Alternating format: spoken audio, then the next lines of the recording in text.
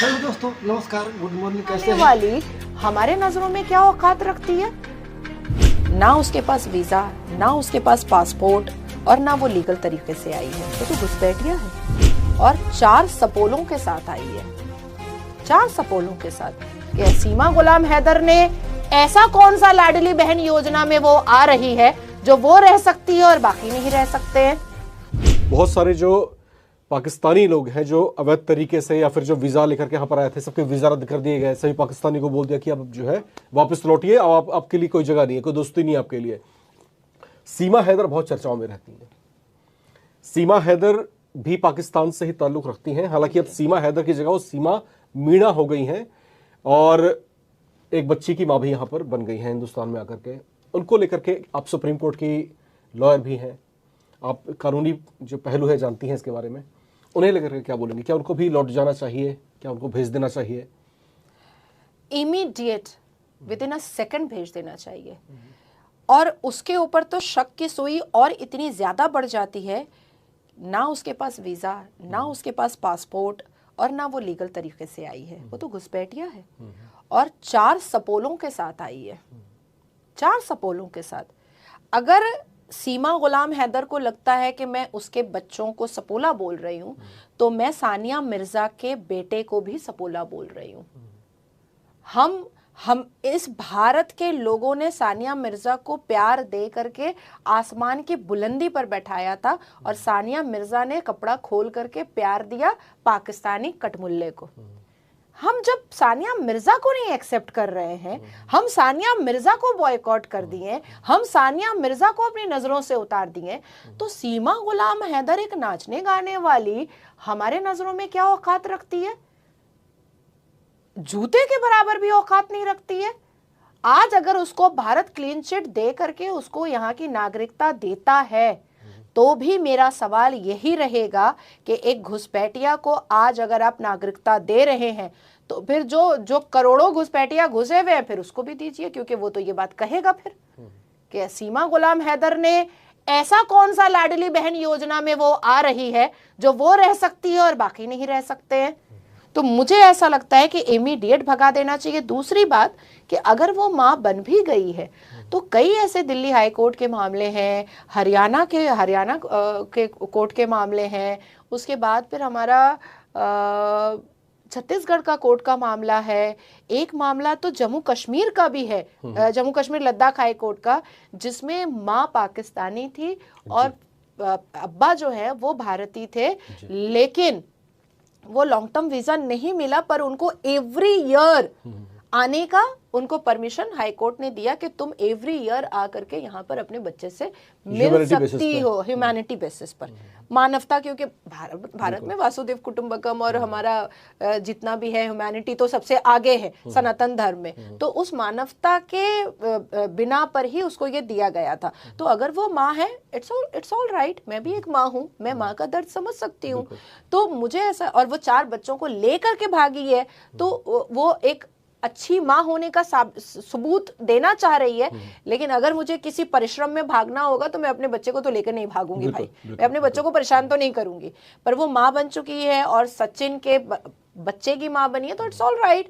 Court जो है उसको साल भर में एक बार आने का परमिशन दे सकता है। लेकिन मैं व्यक्तिगत अपने विचार को आपके सामने साझा कर रही हूँ कि मैं एक भी पाकिस्तानी सांप और एक भी पाकिस्तानी सपोला को मैं इस भारत की धरती पर बर्दाश्त नहीं करना चाहती हूं। और आने वाले वक्त में जो बच जाएंगी उसके लिए हम जैसे राष्ट्रवाद जितने भी वकील हैं, जो बड़े रिनाउंड वकील हैं, हम सब इस चीज को छेड़ेंगे और बहुत दूर तक लेकर के जाएंगे। जरूरत पड़ेगी तो आदरणीय प्रधानमंत्री के घर के बाहर धरना पे भी बैठेंगे, क्योंकि ये देश की सुरक्षा का मामला है, ये देश का मामला है, इस मातृभूमि को बचाने का मामला है, इस मातृभूमि के मान सम्मान का मामला है। वो 26 लोग जो चिन्हित कर करके हिंदू होने की वजह से मारे गए हैं, उनके मौत को हम ना भूलेंगे, ना किसी को भूलने देंगे।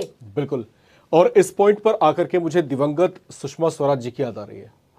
जब वो जीवित थी, एक पाकिस्तान की लड़की यहाँ पर इलाज कराने के लिए आई थी, पैसे कम थे उसके पास, बहुत सारी मजबूरियां थी, सुषमा स्वराज जी ने उसके सिर पर हाथ फिरा था, कहा था कि तुम हमारी बेटी हो, यहां पर आई हो, पाकिस्तान की हो तो क्या हुआ, हम जितना भी हो सकेगा तुम्हारी सहायता करेंगे।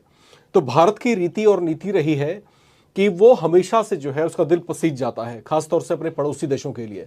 पाकिस्तान के लिए भी ऐसा ही कुछ रहा है। लेकिन उस पाकिस्तान का हम करें क्या जिसने हर बार हमको चोट दी, कभी कबायली भेजे, कभी इन्फिल्ट्रेशन को बढ़ावा दिया, कभी आतंकी तंजीमों को जो है पनपने दिया, नरक बनाकर रख दिया उस जम्मू कश्मीर को जिसको इतिहास के पन्नों में जन्नत कहा गया था। उस जन्नत में आज जाने से डर लगता है।